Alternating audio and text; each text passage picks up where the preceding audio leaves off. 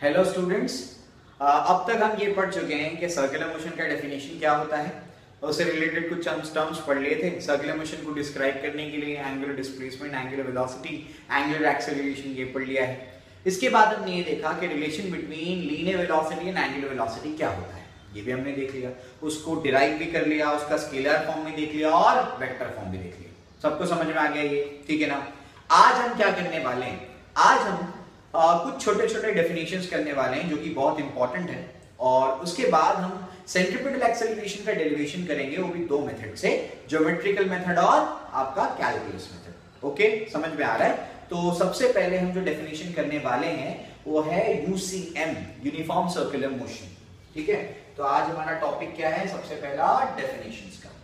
तो डेफिनेशंस में सबसे पहला कौन सा है, यूसीएम। यूसीएम का फुल फॉर्म क्या है, यूनिफॉर्म सर्कुलर मोशन। ये क्या होता है इसको पहले डिस्कस कर लेते हैं, ठीक है। अब ये जो यूनिफॉर्म सर्कुलर मोशन है, इसके नाम से ही समझ में आ रहा है ये तो कोई सर्कुलर मोशन है ना। नाम से समझ में आता है ना कि यूनिफॉर्म सर्कुलर मोशन में क्या है, सर्कुलर मोशन। और सर्कुलर मोशन हमको पता है क्या होता है, कोई पार्टिकल अगर सर्कल के सर्कमफेरेंस के अलाउंग मूव करता है तो हम क्या कहेंगे, वो सर्कुलर मोशन परफॉर्म कर रहा है। लेकिन इसमें एक एडजेक्टिव जुड़ा हुआ है, क्या, यूनिफॉर्म। यूनिफॉर्म का मतलब होता है उर्दू में एक जैसा, हिंदी में एक समान, मराठी में एक सारखा, और इंग्लिश में होता है उसका आइडेंटिकल। तो मतलब एक जैसा मोशन है, आइडेंटिकल मोशन है। ये कैसा मोशन है इसको जरा समझ लेते हैं। तो यूनिफॉर्म वर्ड का एक्चुअल मतलब यहां पर जो हम लोग लेंगे कि अगर कोई पार्टिकल हर एक सेकंड में इक्वल एंगल कवर करता है, क्या कहा मैंने, या फिर इक्वल इंटरवल ऑफ टाइम कह सकते हैं, एक सेकंड अगर नहीं लेंगे आप तो आप ऐसे बोल सकते हैं कि अगर कोई पार्टिकल इक्वल टाइम इंटरवल में इक्वल एंगल कवर कर रहा है तो हम क्या बोलेंगे, वो यूनिफॉर्म सर्कुलर मोशन परफॉर्म कर रहा है। तो डेफिनेशन पहले लिख देता हूं, फिर उसको एग्जांपल देकर के समझाता हूं। देखिए ध्यान से, तो यहां पर क्या लिखूंगा मैं, if a particle covers equal angle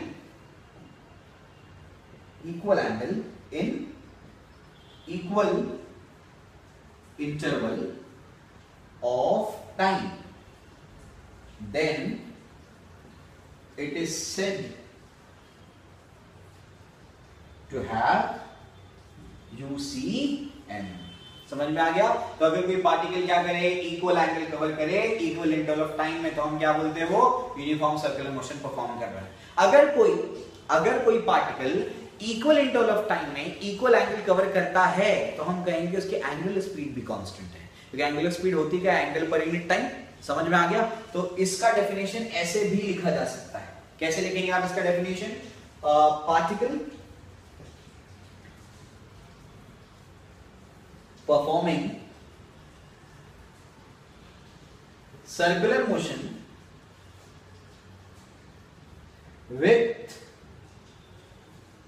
same या constant angular speed, with constant angular speed. अगर वो कांस्टेंट एंगुलर स्पीड के साथ में क्या करता है, अपना सर्कुलर मोशन परफॉर्म करता है, तब भी हम कहेंगे वो क्या परफॉर्म कर रहा है, यूनिफॉर्म सर्कुलर मोशन परफॉर्म कर रहा है। आपकी बुक में ये डेफिनेशन दिया हुआ है, नीचे वाला डेफिनेशन, लेकिन उसका ये डेफिनेशन भी बनाया जा सकता है। समझ में आ गया। इसको थोड़ा सा डिटेल में डिस्कस करते हैं, ध्यान दीजिए, ठीक है। ये डेफिनेशन आप लिख लीजिएगा, उसको मैं यहां पर बताता हूं एग्जाम्पल के साथ। देखिए, मान लेते हैं कि हमारे पास एक डिस्क है। क्या मान लिया हमने, एक डिस्क है, ठीक है। ग्रामोफोन डिस्क आती है बिल्कुल वैसे जो पहले आती थी पुराने जमाने में, वो ऐसे रोटेट करती थी और सॉन्ग सुनाई देता था, बिल्कुल वैसे एक ग्रामोफोन डिस्क है हमारे पास। अब ग्रामोफोन डिस्क में देखिए अगर आप ध्यान से, तो यहां पर मैंने क्या कर दिया, इस डिस्क पर एक ऐसी लाइन खींच दी, एक लाइन खींची और इस सेंस में क्या कर दिए, रोटेट कर दिए। इस सेंस में क्या करती है, डिस्क रोटेट करती है, और मैंने एक लाइन बना दी। इस लाइन पर तो इनफाइनाइट पार्टिकल्स आ रहे होंगे, है ना, सबके सब घूम रहे हैं, लेकिन मैं सिर्फ 3 पार्टिकल्स की बात करता हूं, एक ये और एक ये 3 पार्टिकल्स की बात करता हूं, ठीक है। सबके नाम देते हैं, पार्टिकल 1, पार्टिकल 2, पार्टिकल 3, ऐसे नाम दे दिया मैंने। समझ में आ गया, ठीक है। अब सारे के सारे पार्टिकल्स क्या कर रहे हैं, रोटेट कर रहे हैं, ठीक। अब मैं क्या करता हूं, ये पहले वाला जो पार्टिकल है इसका सर्कल यहां पर ऐसे स्केच कर लेता हूं, ऐसे मैंने सर्कल बना लिया, ठीक है, ये मेरी रेफरेंस लाइन है। तो पहला पार्टिकल मान लेते हैं 1 सेकंड में सबके सब यहां पहुंच गए। तो अगर पहले पार्टिकल ने 1 सेकंड में 30 डिग्री बनाया है, ठीक है, अगर यही चीज हम क्या करेंगे दूसरे पार्टिकल के लिए देखेंगे तो दूसरा पार्टिकल भी कितना बना रहा है 30 डिग्री बना रहा है। यही चीज हम तीसरे पार्टिकल के लिए देखेंगे तो वो भी कितना बना रहा है 30 डिग्री बना रहा है। इसका मतलब कि अगर मैं क्या करूं कोई भी पार्टिकल लूं तो क्या करेगा इक्वल एंगल कवर करेगा इक्वल इंटरवल ऑफ टाइम में, तभी हम कहेंगे कि उसकी स्पीड कैसी है, एंगुलर स्पीड कांस्टेंट है। अगर एंगुलर स्पीड कांस्टेंट है तो हम क्या कहेंगे एक यूनिफॉर्म सर्कुलर मोशन परफॉर्म कर रहा है। समझ में आ गया? तो बहुत ही सिंपल सी बात है, क्लियर, ठीक है। लेकिन ये तो आपको सब समझा देंगे, लेकिन इसमें एक और इंपॉर्टेंट डिस्कशन बहुत जरूरी है, वो अभी मैं डिस्कस करूंगा, देखे ध्यान से, ठीक। एक अजीब सी बात बताऊंगा जो यूनिफॉर्म सर्कुलर मोशन में होती है, ध्यान दीजिएगा, ठीक है। तो वो ये है, मान लेते हैं कि हमारे पास एक स्टूडेंट, एक बच्चा है, ठीक है, एक स्टूडेंट है और उसको ये एक डिस्टेंस कवर करना है, मान लेते हैं 2 मीटर का, और उसको 2 ही सेकंड में कवर करना है, ठीक है। ए पॉइंट से कहां पहुंचना है, बी पॉइंट तक पहुंचना है। 2 मीटर का डिस्टेंस है, 2 सेकंड में कवर करना है। मुझे बताइए उसको कितना टाइम लगेगा। तो टाइम का फॉर्मूला क्या है, डिस्टेंस अपॉन स्पीड। डिस्टेंस कितना है 2 मीटर, ठीक है, आई एम सॉरी स्पीड निकाल लेते हैं, टाइम तो हमारे पास है। स्पीड क्या होगा, स्पीड होगा डिस्टेंस अपॉन टाइम। डिस्टेंस कितना है 2 डिवाइड बाय टाइम कितना है 2, यानी इसकी स्पीड क्या होगी 1 मीटर पर सेकंड। यानी अगर वो क्या करे 1 मीटर पर सेकंड से चले, कॉन्स्टेंटली चले, कांस्टेंट स्पीड से, तो वो ए पॉइंट से बी पॉइंट तक पहुंच जाएगा, 2 सेकंड में पहुंच जाएगा। समझ में आ गया? अगर इसी डिस्टेंस को मैं 4 मीटर कर देता हूं, क्या करता हूं अभी 4 मीटर कर देता हूं, इसी बच्चे को क्या करना है 4 मीटर का डिस्टेंस ट्रैवल करना है और 2 सेकंड में ही ट्रैवल करना है, तो क्या अपनी स्पीड को इतनी रखेगा 1 मीटर पर सेकंड? नहीं, उसको कैलकुलेट करते हैं। तो स्पीड क्या होगा भाई, डिस्टेंस अपॉन टाइम। डिस्टेंस कितना है 4, टाइम कितना है 2, यानी कितना होगा 2 मीटर पर सेकंड। कुछ समझ में आया? इसका ये मतलब हुआ कि अगर हमको एक पर्टिकुलर डिस्टेंस है उसको क्या करना है सेम टाइम में कवर करना है, यानी नीचे वाला डिस्टेंस तो ज्यादा था ना, ज्यादा डिस्टेंस को क्या करना है उसको फिर से क्या करना है उसी टाइम में कवर करना है, तो उसको अपनी स्पीड बढ़ानी पड़ेगी। तो अगर टाइम को सेम रखना है तो क्या करना पड़ेगा, ज्यादा डिस्टेंस कवर करने के लिए क्या करना पड़ेगा, उसको अपनी स्पीड को बढ़ाना पड़ेगा। क्लियर है? जब 2 मीटर ट्रैवल करा था 2 सेकंड में, तो 1 मीटर पर सेकंड से चला, लेकिन जब वही 4 मीटर 2 सेकंड में ट्रैवल करना था तो कितनी स्पीड रखी उसने अपनी 2 मीटर पर सेकंड, तभी वो क्या करेगा 2 सेकंड में पहुंच जाएगा। तो कंक्लूजन क्या निकाला, कंक्लूजन ये निकाला कि अगर आपको क्या करना है ज्यादा डिस्टेंस ट्रैवल करना है उतने ही टाइम इंटरवल में, तो आपको अपनी स्पीड को ज्यादा रखना पड़ेगा। समझ में आ गया? ठीक है, अब देखिए ध्यान से, यहां पर मैं क्या बोलूं, यहां पर हम जब डिस्क पर थे, मैं एक बार फिर से बनाता हूं उसको, देखिए डिस्क वाले एग्जांपल में आपने ये देखा कि यहां पर हमारे पास 3 पार्टिकल्स थे, है ना, कौन कौन से, पार्टिकल 1, पार्टिकल 2 और पार्टिकल 3। मेरे पास क्या थे यहां पर 3 पार्टिकल्स थे, ऐसे, ठीक है, 1 पार्टिकल 2 और पार्टिकल 3, 3 पार्टिकल्स थे हमारे पास। अब उसके बाद देखिए ध्यान से, यहां पर क्या होगा, हमारे पास ये वाला जो पार्टिकल है इसका अगर आप सर्कल देखेंगे तो इस सर्कल का रेडियस क्या है, कम है, इस सर्कल का रेडियस क्या है, कम है, बहुत कम रेडियस है। लेकिन अगर आप सेकंड वाले पार्टिकल का देखेंगे तो उसी के कंपैरिजन में, फर्स्ट वाले के कंपैरिजन में इसका रेडियस क्या है, बड़ा है, तीसरे वाले का तो सबसे बड़ा है। कुछ समझ में आ गया? लेकिन जब डिस्क रोटेट करती है तो सारे के सारे पार्टिकल एक साथ चलते हैं, सारे का ऐसा तो नहीं होता ना कि एक पहला वाला पार्टिकल आगे चला गया और दूसरा वाला पार्टिकल पीछे रह गया, तीसरा वाला कहीं बीच में है, ऐसा नहीं होता। सारे के सारे पार्टिकल्स क्या करते हैं, एक साथ चलते हैं। समझ में आ गया? तो देखिए यहां पर ध्यान से, ये वाला जो पहले पार्टिकल का सर्कल है इसका रेडियस कम है, यानी डिस्टेंस कम है, लेकिन सेकंड वाले पार्टिकल का जो रेडियस है वो क्या है, उसके सर्कल का रेडियस ज्यादा है, यानी ये वाला डिस्टेंस भी क्या है, ज्यादा है। अब सेकंड वाला पार्टिकल ज्यादा डिस्टेंस कवर कर रहा है लेकिन टाइम सेम है। अब मैंने आपको यही बताया कि अगर कोई क्या करे, ज्यादा डिस्टेंस कवर करे उतने ही टाइम में, तो उसका क्या ज्यादा होगा, उसकी स्पीड ज्यादा होगी। समझ में आ गया? तो इससे कंक्लूजन आप निकाल सकते हैं। उससे कंक्लूजन ये निकालेंगे आप कि जैसे जैसे हम क्या करेंगे, आगे बढ़ते जाएंगे तो पार्टिकल की स्पीड बढ़ जाएगी लेकिन एंगुलर स्पीड कांस्टेंट रहेगी। समझ में आ गया? ये खासियत होती है यूनिफॉर्म सर्कुलर मोशन की। ये बड़ी अजीब बात है, अजीब तो बात है कि अगर कोई एक बॉडी है वो क्या कर रही है, घूम रही है, वो सारी बॉडी का एंगुलर स्पीड तो कांस्टेंट है हर एक पार्टिकल का, लेकिन हर एक उसका जो पार्टिकल है वो क्या कर रहा है, अलग अलग स्पीड से क्या कर रहा है, चल रहा है। अगर मैं क्या कर दूं, यहाँ पर इस लोकस के अलावा ये जो सर्कल वाला लोकस है, इससे दूसरा वाला पार्टिकल लूंगा तो वो अलग स्पीड से चल रहा है, इसके बाद वाला पार्टिकल लूंगा वो अलग स्पीड से चल रहा है, इससे पहले वाला पार्टिकल लूंगा वो अलग स्पीड से चल रहा है। तो बड़ी अजीब बात है। ऐसा हो सकता है कि कोई बॉडी क्या करे, कांस्टेंट एंगुलर स्पीड से चले, लेकिन उसके अलग अलग पार्ट्स क्या कर रहे हैं, अलग अलग स्पीड से मूव कर रहे हैं। ये बड़ी अजीब बात है यूनिफॉर्म सर्कुलर मोशन, ये आपको समझ लेना है। समझे, हर आगे वाला पार्टिकल जो होगा उससे पहले वाले पार्टिकल से क्या करेगा, वो ज्यादा स्पीड से चलेगा, क्योंकि उसका डिस्टेंस ज्यादा है, उसको उतने ही टाइम में वो सर्कल कंप्लीट करना है, तो उसको अपनी स्पीड को ज्यादा रखना पड़ेगा। समझ में आ गया? इसलिए हम लिखते हैं ना v equals to r omega में, अगर ओमेगा कांस्टेंट है तो v is directly proportional to r, यानी जितना ज्यादा रेडियस होगा, यानी सेंटर से जितना दूर पार्टिकल होगा उसकी स्पीड उतनी ज्यादा होगी। समझ में आ गया? क्लियर है ना? तो आपने क्या क्या समझा? आपने सबसे पहले ही सीखा यूनिफॉर्म सर्कुलर मोशन क्या होता है। किसे कहेंगे uniform circular motion? Uniform circular motion एक ऐसे मोशन को कहेंगे जिसमें पार्टिकल की एंगुलर स्पीड क्या होती है, कांस्टेंट होती है। समझ में आ गया? उसके बाद हमने और क्या सीखा, और एक चीज सीखी हमने कि अगर कोई body uniform circular motion perform कर रही है, एक बॉडी है, तो उसका पूरी बॉडी का ऑन द होल जो है एंगुलर स्पीड तो कांस्टेंट है, लेकिन अलग अलग पार्टिकल का जो लीनियर स्पीड है वो क्या है, अलग अलग है। समझ में आता है? क्लियर है? तो ये बड़ा इंटरेस्टिंग सा पार्ट है। और हमने क्या सीखा कि सेंटर से जितना दूर पार्टिकल होगा उतना ज्यादा उसकी क्या होगी, लीनियर स्पीड होगी, लेकिन एंगुलर स्पीड सबकी क्या है, कांस्टेंट है। समझ में आ गया? क्लियर है? ये बहुत इंपॉर्टेंट है, एंट्रेंस एग्जाम में इससे पहले पूछे गए हैं इससे रिलेटेड क्वेश्चन। ठीक है, तो ये कंक्लूजन आपने निकाल लिया है। इसमें और कुछ चीजें भी हैं कि यूनिफॉर्म अगर सर्कुलर मोशन कोई पार्टिकल परफॉर्म करता है तो उसमें क्या क्या बदलता है और क्या नहीं बदलता है, तो उसको जरा समझते हैं। मैं 2-3 एग्जांपल देता हूं, बाकी का आप बुक से रेफर कर सकते हैं। तो सबसे पहले आप देखेंगे काइनेटिक एनर्जी नहीं बदलती है।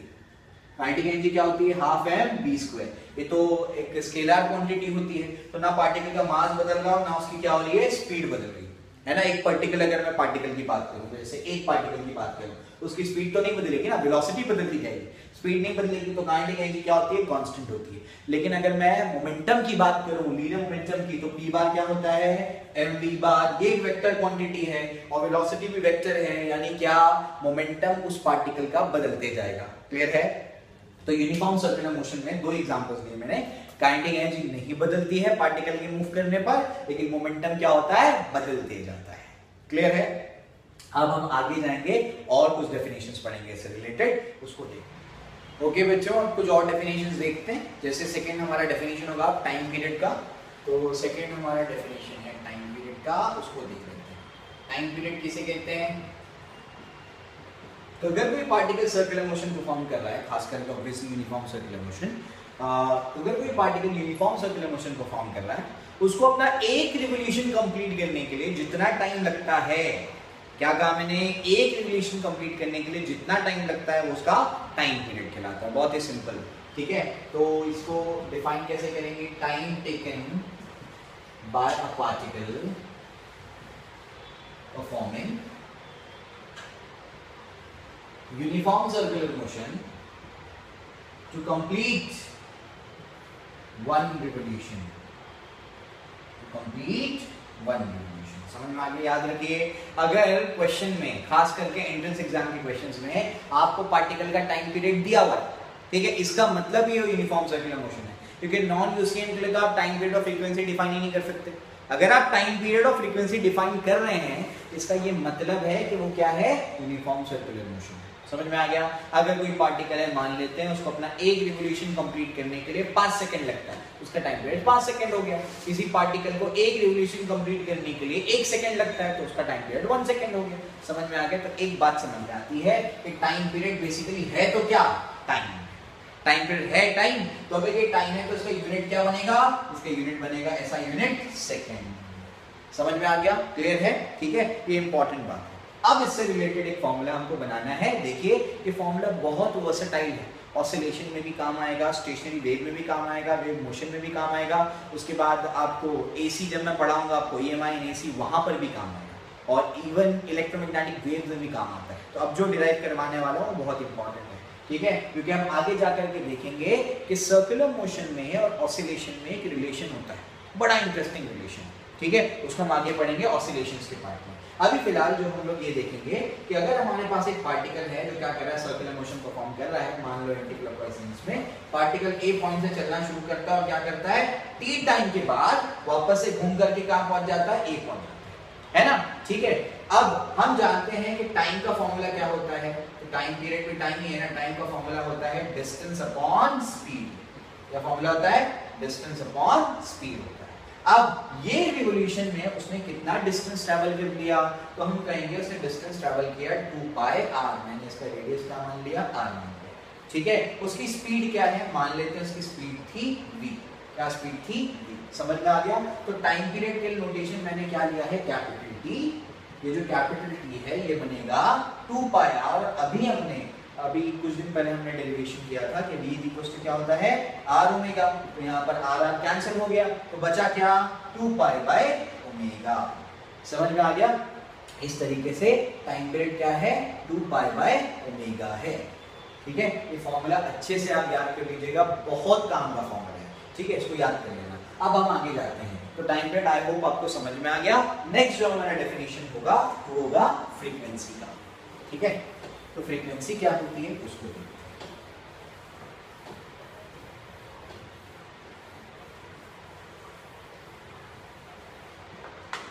ओके, तो नेक्स्ट हमारा जो डेफिनेशन है वो है फ्रीक्वेंसी। ये फ्रीक्वेंसी क्या होती है, फ्रीक्वेंसी अगर एक पार्टिकल, मान लेते हैं एक पार्टिकल 1 सेकंड में 5 रिवोल्यूशन कंप्लीट कर लेता है तो हम कहेंगे उसकी फ्रीक्वेंसी 5 है। एक पार्टिकल 1 सेकंड में 2 ही रिवोल्यूशन कंप्लीट कर पाता है तो हम कहेंगे उसकी फ्रीक्वेंसी क्या है, 2।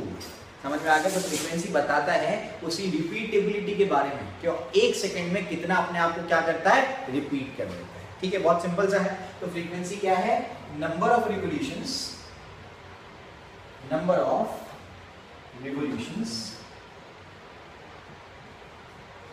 performed by the particle in 1 second, ठीक है। अगर आप दूसरी बुक्स पढ़ेंगे, अरोरा वगैरह पढ़ेंगे या फंडामेंटल फिजिक्स पढ़ेंगे, उसमें यूनिट टाइम लेता है। यूनिट टाइम इसलिए वो 1 सेकंड भी हो सकता है, 1 आवर भी हो सकता है, कुछ भी हो सकता है। हमने आसानी के लिए 1 सेकंड माना है तो आप उसको यूनिट टाइम भी लिख सकते हैं, ठीक है ना, कंफ्यूज नहीं होना होगा।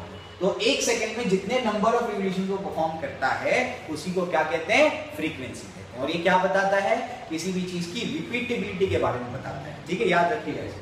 फ्रीक्वेंसी का नोटेशन जो है वो क्या है, f मैंने मान लिया। आगे के चैप्टर में वेव थ्योरी वगैरह में मैं आपको क्या पढ़ाऊंगा, इसका नोटेशन n, तो वहां पर n भी मानते हैं, ठीक है। तो इस चैप्टर में नोटेशन क्या मान लिया, f मान लिया, ठीक है। अब इसका फॉर्मूला क्या है, उससे पहले यूनिट क्या है, तो यूनिट देखते हैं।